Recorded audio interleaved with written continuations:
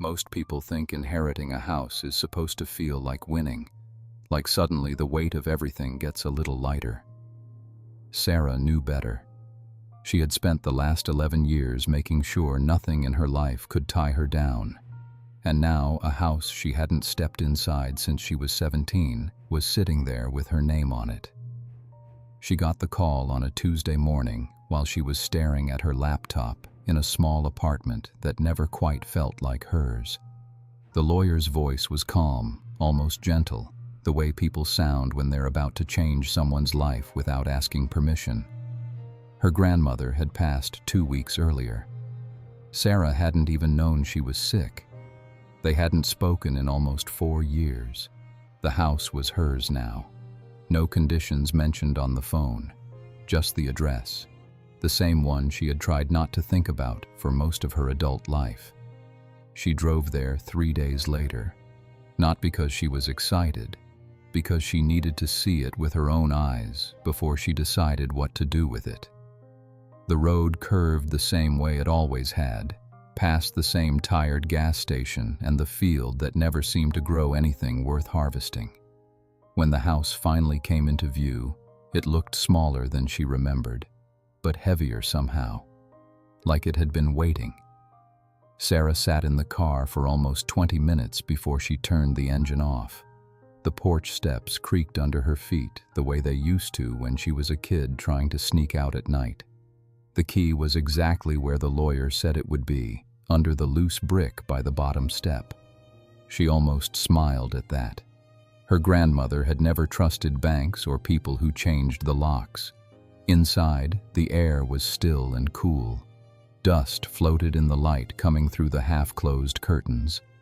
Nothing had been moved. The same faded rug, the same heavy wooden table in the kitchen, the same framed photograph of her grandmother as a young woman standing beside a man whose face Sarah had never been allowed to ask about. She walked slowly through the rooms, not touching anything yet. It felt like walking through someone else's memory. In the small study at the back of the house, the desk still had the old green lamp her grandmother used to read under. Sarah pulled open the top drawer out of habit more than anything else. That's when she saw it. A single envelope with her name written in her grandmother's careful handwriting. No stamp, no address, just her name and one sentence underneath it. Read this after you've been in the house for 1 full week. Not before. Sarah stood there holding the envelope for a long time. She didn't open it. She didn't even turn it over. She just felt the weight of it in her hand and the strange, quiet pressure that came with it. Her grandmother had always been direct. She had never been the kind of woman who left puzzles or games. If she wanted something, she said it plainly. This felt different. This felt like a test she hadn't agreed to take. She put the envelope back in the drawer and closed it. Then she walked out onto the back porch and sat on the old wooden chair that still faced the overgrown garden. The sun was starting to drop behind the trees. For the first time in years, Sarah had nowhere she was supposed to be by tomorrow. No meetings, no deadlines she actually cared about. Just this house, this envelope, and a week she wasn't sure she wanted to give. She stayed on the porch until it got dark. She told herself she was just thinking. But the truth was simpler than that. Something about the silence made it hard to leave. Not because the house felt welcoming, because it felt like it was already expecting her to stay. That first night she slept in the guest room with the door open. She kept telling herself it was only for a few days. Just long enough to figure out what she was going to do with the place. Sell it, probably. That would be the sensible thing. She had a life somewhere else, even if it didn't feel like much of one lately. But as she lay there listening to the old house settle around her, she couldn't stop thinking about the envelope in the desk drawer. Not about what might be inside it. About the fact that her grandmother had left it there on purpose. Like she knew Sarah would come. like she knew 1 week would be enough to make walking away feel harder than it should. Sarah turned onto her side and stared at the dark hallway. She had come here to make a decision. Instead, she was already counting the days until she was allowed to open that drawer. And she didn't like how much that small rule was already sitting on her chest. Sarah had spent most of her adult life getting good at not needing anyone. After her mother died when she was 22, she learned pretty quickly that the people who were supposed to stay didn't always do that. Her grandmother had been the last real connection to anything that felt like family, and even that had slowly turned into something polite and distant. Phone calls on birthdays, a card at Christmas, nothing that required either of them to show up for the hard parts. She told herself it was easier that way. She moved from city to city when she felt like it, took jobs that paid the bills but never asked for too much of her. There had been a man once, someone she almost let herself imagine a future with. But when things started to feel permanent, she found a reason to leave. She was 38 now and had gotten very skilled at keeping her life small enough that nothing could really break it. That was why the house felt so wrong. It wasn't just a house. It was the place where she had spent every summer until she was 17. The place where her grandmother had taught her how to plant things that actually grew, how to sit still without needing to fill the silence, how to listen to someone without already planning what to say next. Sarah had walked away from all of that on purpose. She had told herself that needing roots was the same as being trapped. Now the roots were back, and they had her name on the deed. She hadn't told anyone she was coming here. Not the few friends she still kept at arm's length. Not her boss, who probably assumed she was taking a few personal days. Sarah had simply packed a bag, sent one short email about needing time, and driven. Part of her hoped that if she stayed long enough to open the envelope, she could sell the place quickly and go back to the version of her life that didn't ask questions. But another part of her, the part she didn't like to look at directly, already knew it wouldn't be that simple. Her grandmother had never been a woman who played games. If she had left an instruction, there was a reason. And the fact that she had made Sarah wait a full week before reading it told Sarah something she didn't want to admit. Whatever was in that envelope wasn't going to be easy to ignore. It was going to ask something of her. And Sarah had spent the last decade making sure almost nothing in her life had the power to ask anything real.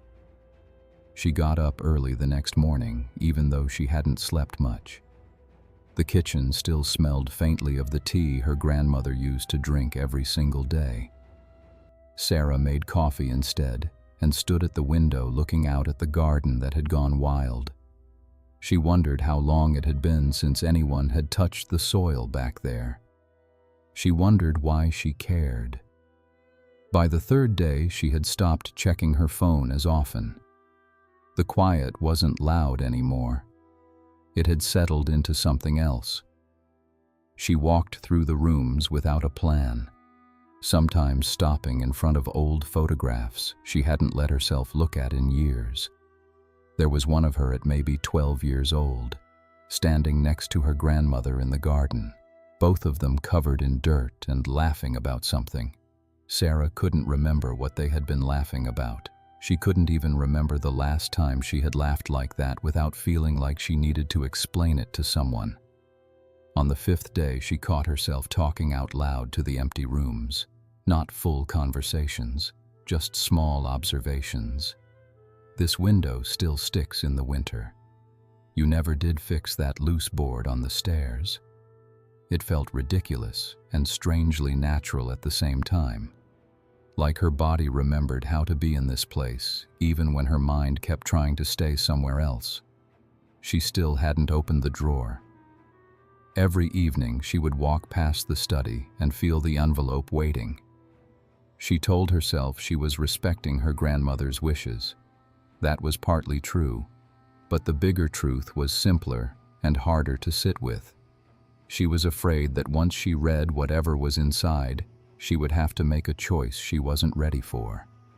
And Sarah had become very good at avoiding choices that asked her to stay anywhere for longer than she wanted. By the end of the 6th day, the house no longer felt like it belonged to someone else. It felt like it was watching her, not in a threatening way, just waiting. The same way her grandmother used to wait when she knew Sarah was working up the courage to say something difficult. That night, Sarah stood in the doorway of the study for a long time. The envelope was still there. One more day, and she could open it. One more day, and she would know what her grandmother had actually wanted from her. She turned off the light and walked back to the guest room.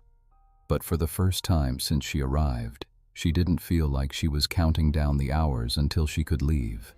She felt like she was counting down to something else entirely. On the morning of the 7th day, Sarah woke up before the sun. She made coffee the way her grandmother used to, even though she had always preferred it stronger. She walked through the house slowly, touching things she had been avoiding. The back of the old armchair, the edge of the kitchen table, the windowsill where her grandmother kept a small row of plants that somehow always survived. She knew what day it was. She had been counting without meaning to. When she finally went into the study, the envelope was exactly where she had left it. She sat down at the desk, turned on the green lamp even though she didn't need the light, and opened it. There was only one page inside. Her grandmother's handwriting was smaller than she remembered, but still steady. Sarah, if you're reading this, you stayed the full week. I wasn't sure you would. I left this house to you because I didn't have anyone else I trusted to understand what it actually is.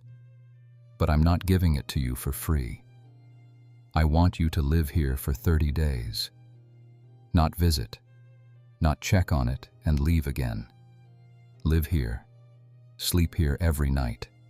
Walk through these rooms when they're quiet. I don't care what you do during the days. But I need you to be here when the sun goes down. No selling, no renting, no deciding anything until those 30 days are finished. At the end of them, if you still want to walk away, you can.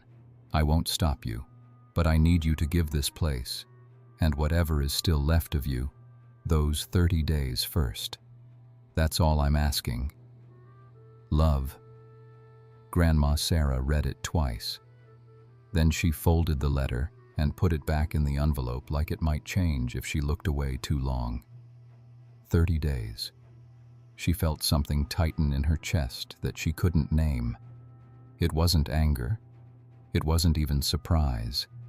It was the quiet, heavy feeling of being seen in a way she hadn't let anyone see her in a very long time. Her grandmother had known. She had known that Sarah's first instinct would be to sell the house and disappear again. And instead of fighting it or begging, she had simply asked for time. 30 days of presence. 30 days of not running. Sarah stood up and walked to the back porch. The garden was still wild, but the light was soft and the air smelled like damp earth and old wood. She sat in the same chair she had sat in on the first night and stared at nothing in particular. 30 days wasn't forever. She kept telling herself that. She could do 30 days. She could treat it like a strange kind of vacation or a task she had to complete. Then she could sell the house, go back to her real life, and this would just become another story she almost told people, but never quite did. But even as she thought it, she knew it wasn't that simple anymore. Because the letter hadn't just asked her to stay. It had asked her to stop doing the one thing she had gotten really good at, leaving before anything could matter. And the worst part was that her grandmother hadn't threatened her or guilted her.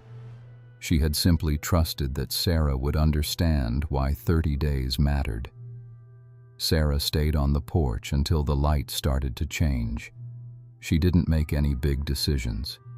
She didn't call anyone. She just sat there and let the weight of the request settle into her body. When she finally went back inside, she didn't pack her bag.